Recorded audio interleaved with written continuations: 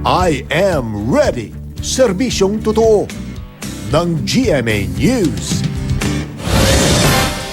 Apektado ngayon mga kapuso ng monsoon trough ang Central at Northern Luzon ayon sa Pag-asa. Kaya malaki ang posibilidad na makaranas ng maulap, napapawirin at mga pagulan ang malaking bahagi ng Luzon. Pero ang nalalabing bahagi, mas magiging maayos ang panahon bukas.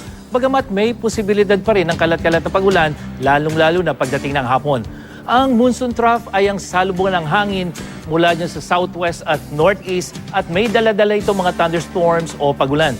At sa Metro Manila, magiging bahagyang makulimlim pa rin at mas mataas ang tsansang umulan sa umaga pero bababa yan pagdating ng hapon at gabi.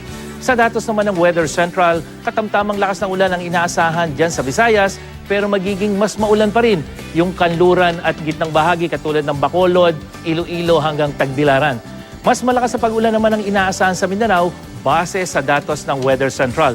May kalakasan din ang pag-ulan dyan sa mga syudad ng Pagadian, Kidapawan, Coronadal, Maitum, General Santos hanggang sa Cagayan de Oro. At kaya mga kapuso, dapat po maging I am ready sa mga ulang ito. At yan ang ating ulat panahon. Ako po si Nathaniel Cruz para sa I am ready, serbisyong totoo ng GMA News.